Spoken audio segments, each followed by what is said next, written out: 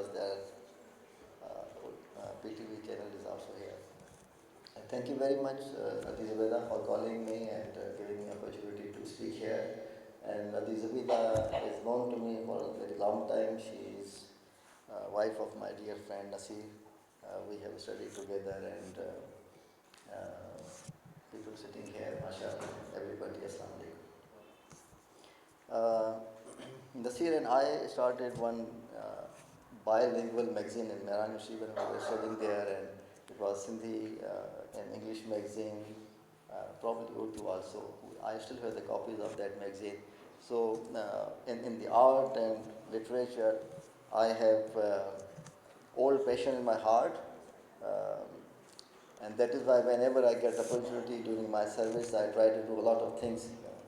اور اس میں کوشش کرتا ہوں کہ کچھ نہ کچھ اس طرح کی چیزیں ہوتی رہیں تاکہ یہ جو آرٹ ہے، لٹریچر ہے اور اسپورٹس ہیں، جو ہیلتھی ایکٹیویٹیز ہیں، وہ ہمارے معاشرے میں چلتی رہیں. اور اب تو میں یہ کہتا ہوں ہر جگہ پہ کراچی جو ہے اس کا مرکز بن گیا ہے، آرٹ کا، لٹریچر کا، اسپورٹس کا. اب ہم کراچی اتنا آگے چلا گیا ہے کہ اب لاہور والے اب ہم سے ان کو سیکھنا پڑے گا کہ کس طرح سے اس میں آپ آگے جا سکتے ہیں.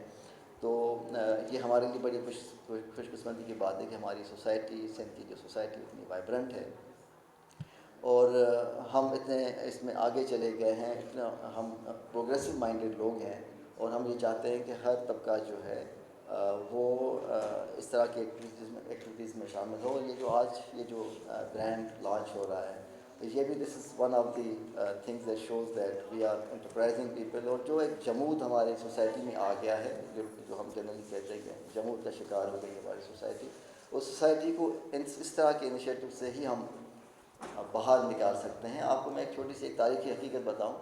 مجھے کچھ دن پہلے ایک تاریخی حوالے سے پتہ چلا کہ جب مولا کائنات علیہ السلام نے کوفے کا اپنی حکومت سنبھالی کوفے میں، تو سندھ سے 400 لوگ اس کا انتظام سنبھالنے کے لیے گئے تھے. اور یہ بڑی حیرت کی بات ہوگی آپ سب کے لیے کہ سندھی جو لوگ ہیں، یہ تقریباً 400 افراد تاریخی حوالے سے وہاں پہ گئے تھے اور حکومت کا نظام سنبھالا تھا. اب ہم یہ کہیں کہ ہم باہر نہیں نکلتے یا لوگ اتنے اسکلڈ نہیں ہیں، یہ تو شاید اب پچھلی کچھ دہائیوں سے اس طرح سے ہو گیا ہے کہ ہم جمود کا شکار ہو گئے ہیں. تاریخی حوالے میں ایسا نہیں ہے. اور آپ کو یہ بھی پتہ ہے کہ جب حضور صلی اللہ علیہ وسلم کو اجر کا تحفہ دیا گیا تھا تو انہوں نے بے تحاشا اس کی تعریف کی تھی، وہ پسند فرمایا تھا. اور آپ کو یہ بھی ایک تاریخی حوالے سے ایک حقیقت بتاؤں جو آپ کو زیادہ تر شاید پتہ نہیں ہوگا، وہ یہ تھا کہ ایک دفعہ سرکار صلی اللہ علیہ وسلم اپنے وہاں پہ بیٹھے تھے مسجد نبوی میں، اور سندھ کا ایک قافلہ آیا. اسی وقت ایتھوپیا کا قافلہ آیا، کیونکہ ایتھوپیا سے ان کی بڑی ایسوسیشن تھی، کیونکہ پہلے ہجرت وہاں پہ ہی ہوئی تھی. تو جب سندھ کا قافلہ آیا تو حضور صلی اللہ علیہ وسلم نے سندھی زبان میں یہ کہا، کیونکہ وہ وجہ تخلیق کائنات ہیں، ان کو ساری زبانیں آتی ہیں، وہ بولیں یا نہ بولیں ہمیں پتہ ہے کہ ان کو آتی ہیں. انہوں نے کہا کہ ادا وہی رہو، اشارے سے کہا ادا وہی رہو. اور ہمارا جو قافلہ یہاں سے گیا تھا، اس کا مطلب یہ ہے کہ ہمارے لوگ وہاں پہ جاتے تھے، ہمیں اپنے مذہب کا پتہ نہیں ہے، ہمیں اپنی تہذیب کا پتہ نہیں ہے، اپنی تاریخ کا پتہ نہیں ہے. ہم ایک ایسی سوسائٹی اب بن چکے ہیں، اوور آل پاکستان کی ایسی سوسائٹی بن گئی ہے کہ ہم اب لگتا ہے کہ کوئی رڈر ریس کوئی ایک ہے جو جس طرح کشتی چلتی جا رہی ہے، کوئی اس کا وہ نہیں ہے، اور جس طرف چلی جائے. تو ہمیں بھی اپنے ماضی کو we need to understand our history, our culture اور سویلائزیشن، اسی طرح سے ہم کنیکشن بناتے جائیں. اور میں آپ کو یہ بتاؤں کہ جیسے ادی نے کہا، نور اللہ شاہ صاحبہ نے، کہ ان لوگوں نے یہ کہا کہ ہمیں شہر کے مارکیٹ سے کنیکٹ کر دیں، ہمارے پاس اسکل ہے. تو میرا سوال یہ ہے کہ ان کو کنیکٹ ہونے سے روکا کس نے ہے؟ آپ کس کا انتظار کر رہے ہیں؟ اور ہم جو سوسائٹی ہماری اس طرح سے ہو گئی کہ ہم ہمیشہ انتظار کر رہے ہیں، امداد دے دو اس کا ہم انتظار کر رہے ہیں. کوئی ہمیں ڈئی چھڈو کو جیسا آگے اٹے جو کٹو ڈئی چھڈو سے انتظار پہ کریں. سو یہ جو ہماری جو سوچ ہے نا، اس سے ہمیں باہر نکلنا ہے. وہ میں نے بڑی بے تحاشا چیزیں میں نے بنوائی ہیں جہاں جہاں سے بنتی ہیں. آپ کو بتاتا چلوں کہ کمشنر کراچی کے پاس جب بھی کوئی فارن ڈیلیگیشنز آتے ہیں ڈپلومیٹس، تو اکثر ہمارے پاس اسلام آباد سے یا کراچی میں جو اسٹیشن جو وہ آتے رہتے ہیں، ان کو ہم دیتے ہیں. وہ لوگ یہاں سے جب میں آیا تھا تو میں نے ایک جو پہلا ڈپلومیٹ آیا، الحمد للہ وہ پاکستانی تھا، آنرری کاؤنسل جنرل تھا، عزت بچ گئی. جو ہمیں وہ دی جو پرنٹڈ یہاں پہ 100 روپے کی ملتی ہے نا چرک، وہ دی کہ جی آپ مجھے کہا کہ ان کو پہنا دیں. میں نے وہ دیکھی، اور بیکاز آئی ایم سن آف سوائل، میں نے کہا یہ تو بڑی بے عزتی والی بات ہے، ہمیں یہ پتہ نہیں ہے. تو ہم سعید آباد سے منگا کے وہ جو اسپیشل وہ جو چیزیں ہیں اور جو اجرک ٹوپی اور جو ہماری تاریخی چیزیں ہیں وہ ہم منگا کے، اس کے علاوہ بھی میں جنرلی دوستوں میں اور اپنے فیملی میں بانٹتا رہتا ہوں. آپ یقین جانیں جب یہ جو حالات سے جب فلاور پاٹس اس طرح کی ڈفرینٹ چیزیں جو آرٹیفیکٹس ہیں اس طرح کی میں جب منگاتا ہوں تو ان لوگوں سے میں کہتا ہوں کہ بھائی آپ کے پاس اتنا ہی کام ہے جو آپ کہتے ہیں کہ 2 مہینے کے بعد دیں گے، 3 مہینے کے بعد دیں گے، تو تھوڑے سے زیادہ لوگ آ جائیں. اسی دکان والے کے انہوں نے کہا کہ ہمیں صحیح، ہم تو چھوڑنے کے لیے تیار ہیں سب کچھ، ہمیں سرکاری نوکری دے دو. اب دیکھیں نا ہمارے پاس ایشوز ہیں، ہم کتنا بھی کہیں، ہم کتنے بھی ماشاء اللہ وہ ہیں، لیکن ہمارے ذہنوں میں کچھ ایسی چیزیں ہیں ایز اے سوسائٹی ہمیں اس کو تبدیل ہونا پڑے گا. یہ جو مارکیٹ کا کنیکشن جس کی بات ہوئی، یہ کوئی این جی او نہیں. کیوں دے این جی او؟ گورنمنٹ کیوں؟ بھائی آپ خود کے افغانستان سے لوگ آ گئے کراچی میں رہ رہے ہیں، اس کو کس نے کنیکشن دیا ہے؟ ہماری آپ کو پتہ ہے کہ آج کل بہت زیادہ لوگ وہاں سے مائگریشن کر کے آ رہے ہیں کراچی کے اندر. ہو is bringing the government? N G Os کچھ بھی نہیں، خود ہی آ رہے ہیں اور یہاں پہ اپنا، اور پھر ہم ان کو ہی امپلائی کرتے ہیں. آپ یقین جانا، آپ کہیں گے جی فلاں کام ہے تو وہ کہے گا جی مزدوری کے لیے حوالی کو بلا لو. اس طرح سے چیزیں ہیں نا، ہے اس طرح سے. تو یہ تو اب چاہے غریب ہو، چاہے امیر ہو، چاہے پڑھا لکھا ہو، چاہے اسکلڈ ہو، جو بھی ہو، ہر بندے کو ایفرٹ کرنی پڑے گی، باہر نکلنا پڑے گا. اور اگر یہ کلائمیٹ چینج کی جو باتیں ہیں یہ تو اب چلتی رہیں گی، ہمیں اس کو اب خود ہی سنبھالنا پڑے گا، اپنے آپ کو سنبھالنا پڑے گا، اپنی سوسائٹی کو سنبھالنا پڑے گا. ایک بات زبیدہ نے کہا کہ آرٹ کاؤنسل میں ان کا کوئی اسٹور اس طرح سے بنا دیا جائے. تو as chairman of the art council I will be asking the authorities, the management ہے، ایوب صاحب سن رہے ہیں، اور I will asking them to establish some kind of shop here where you can display your things. اس کے علاوہ آپ I am also trying to make one big room in the commission office. میں نے خالیت تو کروا لیا، اس کو اسٹیبلش کریں گے. We will be exhibiting the products of Karachi جو ہم ایکسپورٹ کرتے ہیں، تاکہ جب یہ فارن ڈیلیگیشنز میرے پاس آتے ہیں، کمیشن آفس میں آتے ہیں، ہم ان کو یہ دکھائیں گے یہ چیزیں ہیں. اور 5 منٹ 10 منٹ لگیں گے اس میں وزٹ کرنے، اس میں لیدر پروڈکٹس ہیں، ڈفرنٹ ٹیکسٹائل ہیں. So inshallah, I will let you know. You can also display your things there. And on 29th of January, Commissioner Karachi is holding 4th Commissioner Karachi Marathon. یہ اب پاکستان کی واحد marathon ہے اور مسلسل چلتی آ رہی ہے. It's a big event. اس میں نے آپ کو لیٹر بھی لکھا ہے، چیئرمین کی حیثیت میں نہیں لیکن کمشنر کی حیثیت میں نے آپ کو ریکویسٹ کی ہے کہ آپ ہماری اس میں مدد کریں. آپ وہاں پہ کلچرل چیزیں شو کریں. اور یہی لیٹر میں نے نسیم سیتو صاحب جو ہمارے سیکرٹری ہیں کلچر کے، اور مہیسر صاحب جو ہمارے ڈی جی کلچر ہیں، ان کو بھی میں نے لیٹر میں لکھا ہے کہ آپ بھی along دا روٹ اور نشان پاکستان سی وی پہ جو جہاں سے یہ ختم ہوگی اور شروع ہوگی میراتھن، وہاں پہ اپنا وہ لکھیں. So if you are interested, you can also establish a kiosk type thing. It will be free of cost, around 40 time بتائیں تو 40,000. لاسٹ ایئر جب ہم نے کیا تھا تو آفٹر کووڈ کیا تھا، اور جو پہلے 2 دفعہ ہوئی تھی اس وقت I was not the commissioner of course, تو وہ جس میں صاحب نے کی تھی تو اسٹارٹیڈ تھنگ. جب آپ اسٹارٹ کرتے ہیں تو ہمبل اسٹارٹ ہوتا ہے، پھر آتا تو 3rd was quite big thing, اور اس میں بڑی سکسیزفل تھی. 14,000 تقریباً لوگ آئے تھے. This time we are expecting 40,000 people, probably more than that. اب ہم نے وینیو چینج کر دیا، پہلے ڈیفینس 8 میں ہوتی تھی، اور اب ہم نشان پاکستان سے خیابان اتحاد اور یہ سارا شمشیر سے ہوتی ہوئی وہاں پہ واپس آئے گی. تو اچھی خاصی وہاں پہ سرگرمی ہوگی، فوڈ اسٹالز ہوں گے، کلچر وغیرہ کی ساری چیزیں ہوں گی، میوزک ہوگا، بینڈ ہوگا، اور یہ ریس ہوگی. خواتین، بچے، فیملی سب اس میں شامل ہوں گے انشاءاللہ. تو آپ اس میں بھی اپنا ڈسپلے کیجیے گا انشاءاللہ. وہ سپورٹ بھی ہوتا ہے، آپ کی تھوڑی سی پذیرائی بھی ہو جائے گی وہاں پر. اور آپ کچھ چیزیں اور بھی جو ہم آپس میں پھر بعد میں ڈسکس کرتے ہیں انشاءاللہ تعالیٰ. تو ایز کمشنر اگین آپ کو جو میری سپورٹ چاہیے as a brother, as a commissioner, تو وہ اس کے لیے بھی میں حاضر ہوں. آپ کا بہت بہت شکریہ. السلام علیکم.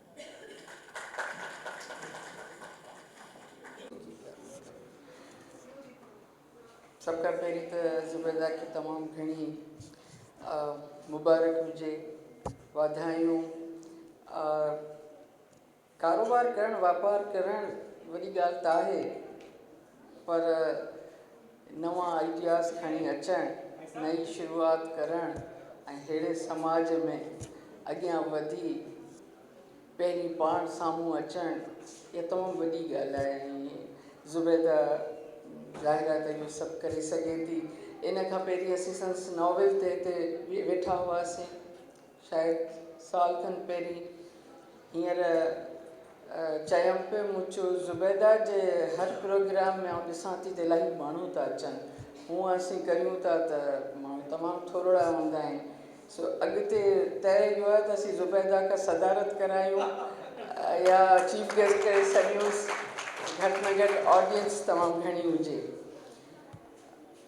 अदा अलीगुल जेको कुझु ॻाल्हायो, ज़ाहिर आहे हुनजी अहमियत पंहिंजी जाइ ते उहा ई ॻाल्हि आहे। ऐं थोरो उन ई ॻाल्हि जो ॿियो रुख़ आहे, उन ते आउं ॻाल्हाईंदसि। सिंधी माण्हूअ खे, सिंधियुनि खे हिन वक़्तु वापार जी शदीद ज़रूरत आहे।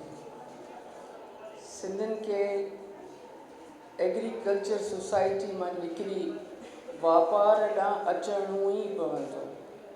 पंहिंजे सर्वाइवल लाइ रुॻो न, पंहिंजे ज़ात, पंहिंजे ॿचनि ऐं पंहिंजे घर जे सर्वाइवल लाइ न। क़ौम परस्ती, अने क़िस्म जूं ॻाल्हियूं करणु ऐं सिंध करणु, उहे सभु अलॻि ॻाल्हियूं आहिनि। ॻाल्हि तॾहिं आहे जॾहिं तव्हां सां गॾु 8-10 ॿिया इन रोज़गार जो हिसो बणिजनि ऐं तव्हां ॻोठनि मां माण्हुनि खे वठी इन रोज़गार में शामिलु करियो। ऐं जेका बेरोज़गारी हिन वक़्तु ख़ासि करे सिंध में जेका बुख, जेका हालति, जेका तबाही असीं ॾिसूं पिया, उन सॼे जो हल इहो पाणी, इहा ॿोॾि, इहा असांजी शायदि हाणे इहा मौसम असांजो शायदि हाणे सिंध जो पीछो कंदी रहंदी। अॼु ईंदी, सुभाणे न ईंदी, पर वरी इहो सभु कुझु वरजाइबो। पंहिंजनि माण्हुनि खे वठी निकिरो, पंहिंजनि माण्हुनि सां वापारु शुरू करियो। ऐं हिकिड़ो नंढो मिसाल थी ॾियां तव्हांखे हिन जे लाइ। ज़ाहिर आहे की वॾे लेवल ते UK में जीअं तव्हां चयो, इहो वापारु करण बि ॻाल्हि आहे सारा जुगी। मूं हिकिड़ो किरदारु ॾिठो आहे। अनवर मक़सूद जी सभ खां वॾी भेण आहे, सुगरा नालो अथसि। बंटो काज़मी जेका मशहूरु डिज़ाइनर आहे, उनजी मासी बि आहे, ससु बि आहे। हुनजी उमिरि हींअर 90 सालनि जे अंदरि हले पई। हू इंडियन पाकिस्तानी चइजे, जेके कम वारा कपिड़ा आहिनि, शादियुनि जा कपिड़ा आहिनि, इहे सभु उहा कई सालनि खां, गुज़िरियल 50 सालनि खां उहा डिज़ाइन करे थी। ऐं शायदि पहिरीं औरत आहे जंहिं पाकिस्तान में इहो डिज़ाइनिंग जो कमु शुरू कयो, अॼु बि करे थी। 90 सालनि जी उमिरि में हले पई। 2 साल पहिरीं संदसि जवान पुटु बंटो काज़मी जो मुड़ुसु गुज़ारे वियो, जेको संदसि हिकिड़ो ई पुटु हुयो। ऐं जॾहिं वटि वेठी हुअसि, चयोमांसि त तूं ही कमु करे सघीं थी? मूंखे चई त मसइलो मुंहिंजो कोन्हे, आउं वही बि रहां, हिकिड़ो त आउं वेही रहंदसि। मसइलो इहो आहे त 200 माण्हू मुंहिंजे इन रोज़गार सां ॿधियल आहिनि। जेॾी महिल आउं वेही रहंदसि, उहे 200 माण्हू बेरोज़गार थी वेंदा। संदसि नुंहं सां जेके माण्हू कमु था कनि, उहे उन खां सवाइ आहिनि। ॾुखोयल दिलि जवान पुटु वियो, पर 200 माण्हुनि जे रोज़गार जे करे उहा 90 सालनि जी उमिरि में रोज़ानो पंहिंजे दुकान ते, कारखाने ते अची वेही। ईअं समाज खे खणी हलणो पवंदो। असांजे ॻाल्हियुनि मां असांखे कुझु बि हासिलु न थींदो जेसिताईं असां ऐं ज़ाहिर आहे असांखे पंहिंजा नस्ल बि जेके आहिनि, पंहिंजनि पेरनि ते उथारे बीहारणा आहिनि। इहो असांखे सोचणो आहे त असांखे कहिड़ो वापारु करिणो आहे। सिंध तमामु कल्चर में, पंहिंजे आर्ट में तमामु हिकिड़ी रिच धरती आहे। उते घणो कुझु आहे, न रुॻो हिननि डिज़ाइन जे हवाले सां, पर आउं त सम्झां थी त खाधे पीते जे हवाले सां बि। ऐं असीं हींअर सिंध में जॾहिं फील्ड वर्क ते थोरो वियासीं, पंहिंजो नसीर बि मूंसां गॾु हो। वर्ल्ड बैंक जे तरफ़ां असां अॻियां वियासीं त रस्तनि में इहा ॻाल्हियूं साम्हूं अचनि थियूं। तव्हां सभिनी जो तजुर्बो आहे, असां वटि सिंध में होटलूं ई कोन आहिनि।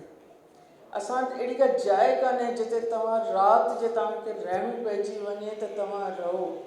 होटल का 5 स्टार होटल कान थी थिए। होटल जेके रस्तनि में खपनि थियूं 2-3 कमरनि वारियूं, करे सघिजे थो जे असीं हिमत करियूं। जेको जित आहे पंहिंजनि माण्हुनि जे लाइ असीं वापारु शुरू करियूं। असांजे ॿुॾल सेवण में जॾहिं पहुतासीं फील्ड वर्क ते, ऐं असां जॾहिं माण्हुनि सां मिलियासीं जिन जा घर ॿुॾी चुका हुआ, जेके खुले आसमाननि हेठि वेठल हुआ, जंहिंमें माइनि असांखे पंहिंजे जेके दास्तान ॿुधाया उन ॿोॾ वारे वक़्त जा, उन में हिकिड़ी ॻाल्हि त अहिड़ी हुई जेका अदीबनि जे लिखण जी, असांजे लिखण जी, त हेठि 8 फुट पाणी, मथे 4-5 ॾींहंनि जो मींहुं मुसलसल, ऊंदाही राति, इहे का मंछर ढंढ वटां, ऊंदाही राति, ॿेड़ियुनि में मायूं ॿार ॼा आहिनि, ऐं पाण में मथा गॾे उन्हनि न्यू बॉर्न्स खे हुननि खयो आहे, ऐं खंडर बि जिते नथे मिलियो जिते वञी उन्हनि खे पनाह ॾिनी। जॾहिं उन्हनि माइनि सां वेठासीं, ॾिसो सिंध में सिंध जी औरत केॾी मज़बूत आहे, केतिरो कुझु करणु थी चाहे। असां पंहिंजे समाज जे दाइरनि में हुनखे महदूद कयो आहे। जॾहिं हुननि सां ॻाल्हायोसीं त तव्हांखे पैसा खपनि, छो त असीं वर्ल्ड बैंक जी टीम सां हुआसीं, तव्हांखे पैसा ॾिजनि घर ठाहिराइण लाइ। हर औरत असांखे चयो असांखे पैसा न ॾियो। मुड़ुसनि जा हाल उन्हनि खे सुझियासीं, चयो असांखे पैसा न ॾियो, पैसा न खपनि, असांखे मटीरियल ॾियो। पोइ सुवालु कयोसीं घर केरु ठाहींदो, चयूं असीं ठाहींदासीं। गिटियूं केरु ठाहींदो, चयूं असीं ठाहींदासीं। हुननि खां पुछियोसीं त हीउ जेको तबाह थियल घरनि जो ढेर पियो आहे, इहो केरु खणंदो, चयो खणण जो सामान ॾियो, असीं खणंदासीं। उनखां पोइ उन्हनि खां पुछियोसीं त रोज़गार जो छा थींदो, मंछर जो पाणी ख़राबु थी चुको आहे, मच्छियूं मोलूं पई निकिरनि उन मां, त रोज़गार जो तव्हांजे छा थींदो। मूं सोचियो रोज़गार लाइ हीअ छा चवंदियूं। तव्हां ॾिसो हुननि जो जवाबु ॿुधो, जेको ज़ुबैदा जे इन सॼे कम सां कीअं थो कनेक्ट थिए। सेवण जे बूबके जे उन्हनि माइनि असांखे चयो असांखे हुनुरु अचे थो। हीअ जेको रलियूं टंगियूं पियूं आहिनि, यानी खंडरनि ते हुननि रलियूं टंगे असांजे विहण जे लाइ हिकिड़ो माहौल ठाहियो, साफ़ु सुथिरो सुहिणो माहौल ठाहियो। हीअ जेके रलियूं टंगियूं पियूं आहिनि, हीअ जेके असांखे कपिड़ा पिया आहिनि, हीअ असांजो हुनुरु आहे। पर हाणे लफ़्ज़ ॿुधिजो, असांखे शहर जे मार्केट सां कनेक्ट करियो। ई वर्ड्स इहे ई आहे, असांखे शहर जे मार्केट सां कनेक्ट करियो, असीं बुख कोन मरंदासीं। सो हुनुरमंद मौजूदु आहिनि, जज़्बा मौजूदु आहिनि। कुझु ॾींहं पहिरीं, अञा 1-2 ॾींहं पहिरीं ज़ुबैदा सां आमना अबरू इन्हनि सां असीं वेठा हुआसीं कचहरीअ में, त चयोसीं त वाणिया जॾहिं तव्हां विया हुआ त उते वञी जो असांखे वरी असांजो नसुल जॾहिं उन्हनि सां मिलियो त ख़बर पई त हू असांखे पाण वापारी आहिनि, कमु करण वारा आहिनि, अर्बन क्लास आहिनि, असीं ॼट आहियूं, ऐं अञा ताईं असांखे ॼट करे सुञाणनि था। सो असां ॼट न रहूं, इन ॼट जे कॉन्सेप्ट मां निकिरूं। दुनिया में इल्मु, अकुल, अदब, कल्चर सभु पंहिंजी जाइ ते। दुनिया हिन वक़्तु वापार ते बीठल आहे। ऐं असांजे जेके बि वेठा आहियो भाउर भेणूं, अभी वापार में त अचो, धीअरुनि खे आणियो, ज़ालुनि खे आणियो, ऐं रस्ता खुलियल आहिनि। दुनिया में करण लाइ घणो कुझु आहे। हीअ ॿुॾी वियल धरती, हीअ तबाह थी वियल समाज, हीअ सूरत हाल, इन मां निकिरण में असांखे को घणो वक़्तु न लॻंदो। जे असां हिकिड़ो माण्हू, हमेशह चयो वेंदो आहे ईच वन टीच वन, पर ईच वन 5 बेरोज़गार पाण सां गॾु लॻाए अॻियां वधूं असीं, त मुंहिंजो ख़्यालु आहे त असांजो आईंदो मायूस कंदड़ कोन हूंदो। वॾी महिरबानी। महिरबानी तारीफ़ शेर स्टेज ते वेठल अदी ज़ुबैदा नुरानी हिन सॼे रौनक जी रोहरवा न्यूक्लियस ऐं असांजी तव्हांजी मोहतरम अदी अबा नूरदा शाह साहिबा ऐं अदा अली गुल, अदा इनाम शेख, अदी आमना, सभु चेहरा, अबा फातिमा, अबा नुज़रत शेख साहिबा ऐं ॿिया काफ़ी कई माण्हू मुस्रत ऐं असांजा साफ़ी, असांजा आर्ट्स काउंसिल जा जेके बि तई नुमाइंदा आहिनि, प्रोफेसर नागपाल साहब वॾी इंस्पिरेशन आहिनि अदी ज़ुबैदा लाइ सूफ़िज़म जे हवाले सां ऐं इहो ई मंझि हो ऐं अदा वसुतला साहब हुते वेठा आहिनि। इलाही सभई अहम नाला कंहिंजा खणी केॾा खणोसीं। हिते बि सॼी सथ अदा इरफान खां वठी जेके ॿाहिरि सॼा इस्लामाबाद में जेको आहे ॿोली कल्चर जी सॼी ॻाल्हियुनि में हर शइ में सेलिब्रेशन में गॾु ऐं हिते अदी ज़ुबैदा जी साॻी टीम जेका आहे उहा गॾु आहे। आर्ट्स काउंसिल में ख़ुशी जी ॻाल्हि आहे ऐं प्रेस क्लब कराची जा जेका बॉडी जा इलाही नवां जुड़ियल ऐं ॿिया जेके असांजा नुमाइंदा ते वेठल आहिनि। अनाज़ा आहे, दोदो आहे, काबिश शाह, पंहिंजे अख़बार जा उर्दू सिंधी भेनरूं। आउं सम्झां थी त इहो इलाही अहम मौक़ो आहे ऐं आर्ट्स काउंसिल हिकिड़ो प्लेटफॉर्म मुहैया करे थी। ऐं अदा अयूब अबा नूरदा शाह ऐं सभिनी जी सथ खे मुबारकबाद पेश कयां थी। इहो बि हिकिड़ी जेका डेमोन्स्ट्रेशन ऐं जेका तव्हां पंहिंजो शोकेस कयो था, ख़ासि करे कल्चर सां लाॻापियल शयूं ऐं आर्ट सां ऐं मुख़्तलिफ़ ॿोलियुनि जे हवाले सां हिकिड़ो बहरहाल वॾो किरदारु आहे हिन मंझि जो। असीं उनखे बि एप्रिशिएट कयूं था। पर जेका अहम ॻाल्हि आहे, अदा वक़्त जमाल वेठा आहिनि हिते, इहा अहम जेका ॻाल्हि आहे उहा इहा आहे त अदी ज़ुबैदा जेको ही पंहिंजी त एंशंट आहे, हिस्ट्री, कल्चर, सिविलाइज़ेशन जंहिंजो रिफ्लेक्शन आहे, ओञाण आहे, हिकिड़ो सिंबल आहे, तमामु ताक़तवर, तमामु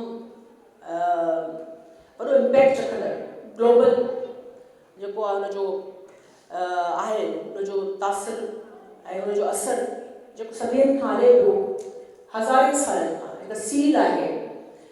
ऐं इहो ई मंझि हो जंहिंमें असीं अदी ज़ुबैदा जे नॉवल अराधनी जो असां गॾिजी सभिनी लॉन्च कयो पिया। बनूर, अदा अयूब शेख ऐं जेके बि हिते अदा नसीर अदी ज़ुबैदा जा घणघुरा साथी ऐं असां लॉन्ग मार्च जी तयारियूं बि कयूंसीं।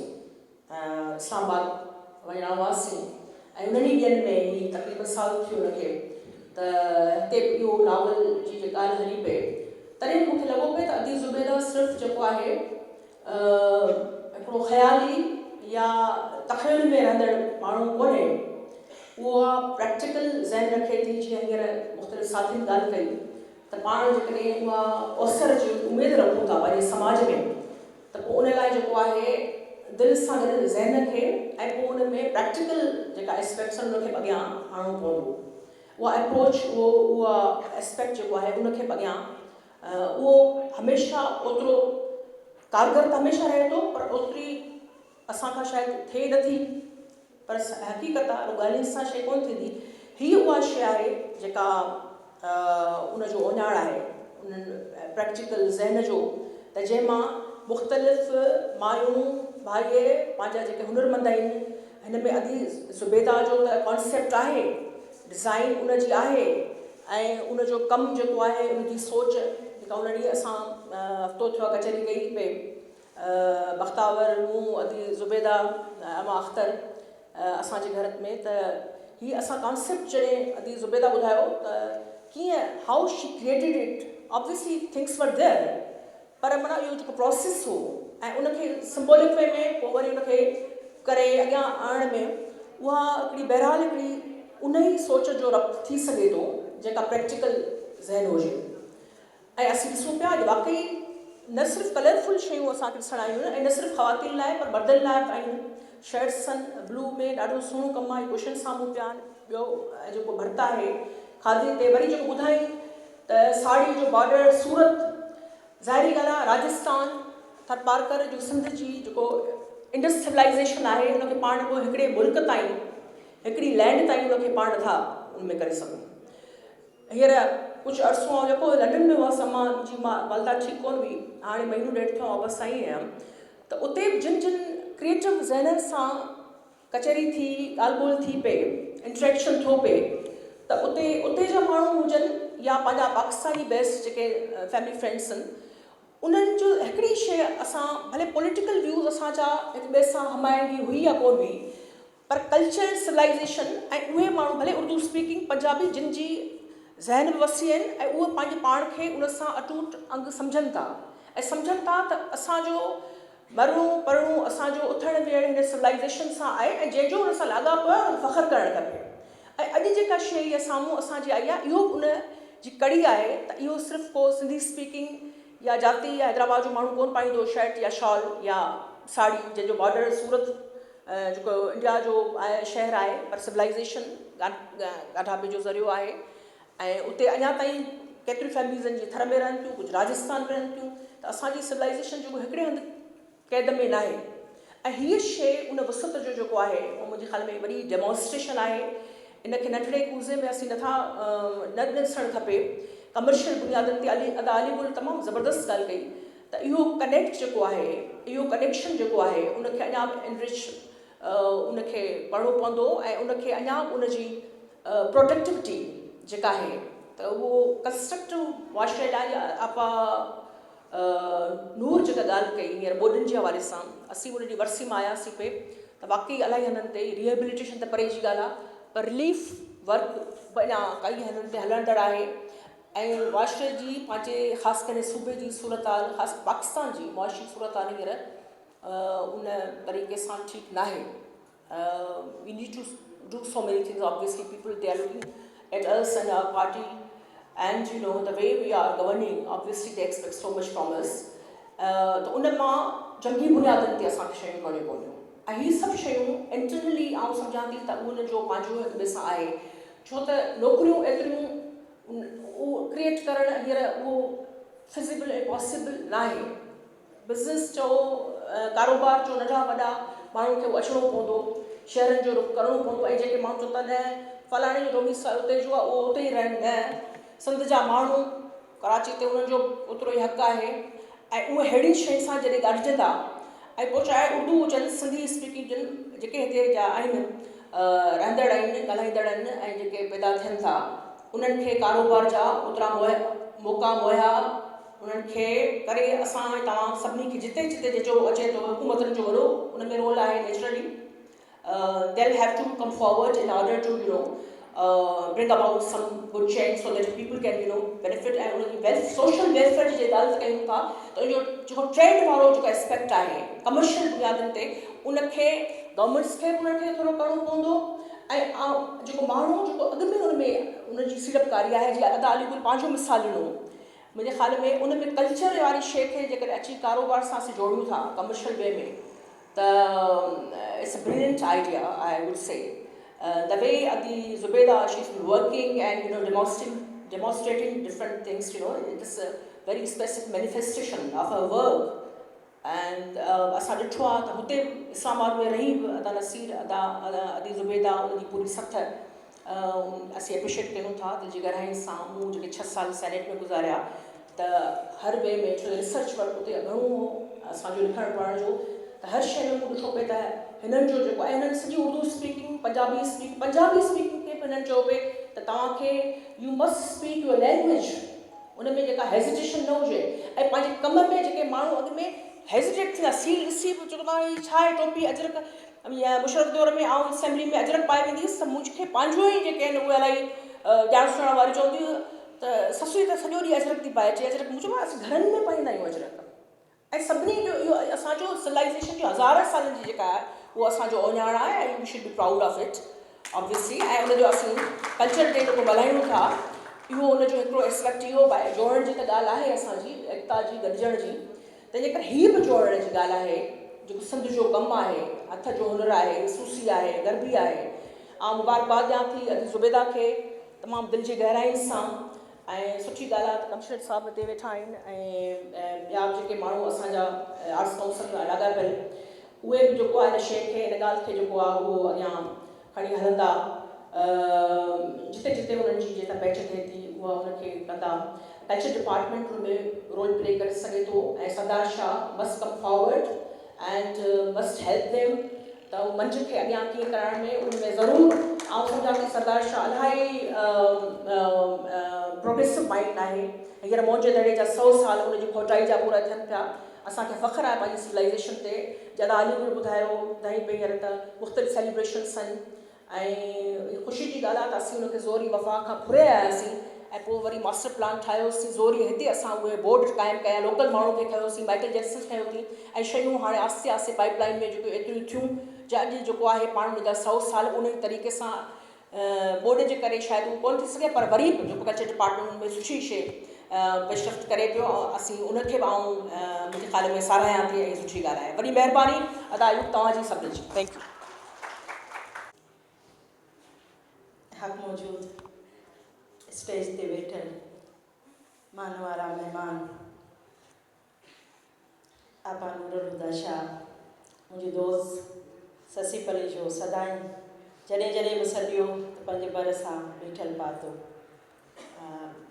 अदा इक़बाल मेमन कमिश्नर कराची ऐं हिते खोड़ सारा दोस्त हिकु हिकु जो नालो वठणु मुमकिन न हूंदो पर सभु बां ॿेली ऐं ख़ासि करे महर मार्कर नो शेरवानी मुंहिंजी मेंटोर उहे सभु हिते वेठल आहिनि तव्हां सभिनीनि जी महिरबानी तव्हां हिते आया मूंसां गॾु बीठा ऐं हीअ सिंध धरतीअ जी जेकियूं अलामतूं आहिनि उनखे अॻिते वधाइण में मूंसां गॾु हिते पंहिंजी सपोर्ट ॾेखारी तव्हां सभिनीनि जी वॾी महिरबानी मां विच विच में थोरो उर्दू में बि ॻाल्हाईंदसि छो त काफ़ी दोस्त असांजा परे खां आयल आहिनि त ॿ ज़बानुनि जो इस्तेमालु कंदासीं और बहुत शुक्रिया हमारे बहुत सारे मेहमान खासकर अमी जान तशरीफ़ लाई हैं लाहौर से फातिमा अपा हैं यहाँ पर शीरीन नुज़त शीरीन आप सब दोस्तों का बहुत शुक्रिया यहाँ आने का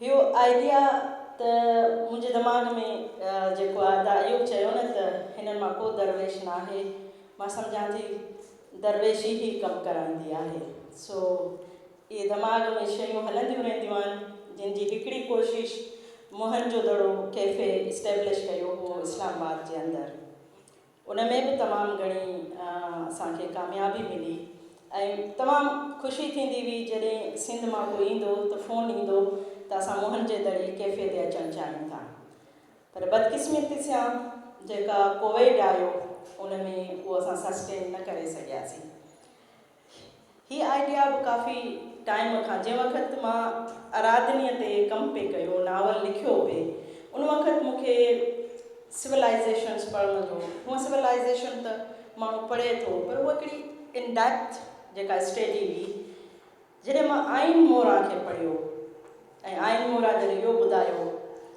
त ये जो इस वक्त का यूरोप और अमेरिका है ये इस बात को मानने के लिए तैयार नहीं है कि दुनिया की सबसे पुरानी तहजीब सिंध धरती की तहजीब है क्योंकि वो आज की जो तहजीब है वो एक बहुत छोटे से मुल्क पाकिस्तान में जो जानी जाती है तो वो इम्पॉर्टेंस वो शायद वहाँ देना नहीं चाहती ये भी एक चीज़ है अब ज़्यादा मैं नहीं जानती वो एक बहुत बड़ी राइटर है जिन्होंने ये चीज़ लिखी है तो मूंखे इहो हुओ त हिन शयुनि खे छो त सिविलाइज़ेशन पाणीअ सां आहे ऐं उन में जॾहिं एड थियो असांजो फीथो वील ऐं असांजो ढॻो बुल त उहा सिविलाइज़ेशन दुनिया में किथे ताईं वई अदायूं त मूंखे बार बार चढ़ाईंदो आहे पर मूंखे फ़ख़्रु आहे त मूं में रत वणजारनि जो आहे सिंधियुनि लाइ हाणे मशहूरु आहे त सुस्तान पंहिंजा इलाइक़ा नथा छॾनि ॿाहिरि नथा वञनि कारोबार नथा कनि शहरनि जे तरफ़ नथा अचनि पर जॾहिं सुर सामूंडी ऐं सुर श्री राग पढ़ूं था त इहो तानू लतीफ़ साईं मिटाए छॾियो आहे ईअं में नाहे। असां दुनिया ताईं पंहिंजी मलमल हिते आॾाणा लॻा ऐं इंडिगो जी पैदावार जा धणी असीं आहियूं। मां इंडिगो कलर में हीअ शर्ट ऐं हीअ कुशन्स ॿिया कुर्ता तव्हांजे साम्हूं पिया आहिनि। सो छो न मुअनि जे दड़े जी जेका सील आहिनि, जेकियूं मोहरूं आहिनि, उनखे दुनिया में पहुचायो वञे, इहो छो न कजे? छो असांजी तहज़ीब जी, असांजी ज़िंदगी जो जेको ओञाण आहे, जेको पहिरियों ऑब्जेक्ट हो, उनखे असां कंहिं बि हिकिड़ी नंढड़ी सोच जे बेदख़ल करियूं, इहो न करणु ॾींदासीं। तव्हां भले हिनखे सिंधी अदबी बोर्ड जे उन तां हटाए छॾियो, पर असां पंहिंजे तन ते पाई हूंदासीं ऐं सॼी दुनिया में पहुचाईंदासीं। सो इन जे पुठियां सोच इहा हुई त हिनखे आणिजे, हिन में जेका असांजा आर्टिज़न आहिनि उनखे थोरो हिन में लवाण आणिजे। मां इहो बि ॿुधाईंदी हलां कि ही खदर ते कमु आहे ऐं ही ब्लॉक प्रिंट, हथ जो ब्लॉक प्रिंट आहे। ही को मशीन जो छापो न आहे, इन जे लाइ हिन कम जी इज़त अलॻि आहे। सो इहा हिकिड़ी नंढड़ी कोशिशि आहे त हिनखे, ऐं मुंहिंजी ख़्वाहिश हुई त मां हिनखे पंहिंजे ज़मीन तां, ख़ासि करे पंहिंजी जनम भूमि कराचीअ मां हिनखे पंहिंजनि जे हथां हिन जी इफ़्तिताह कराए पोइ हिनखे असां हीउ सफ़र असां अॻिते जारी रखूं।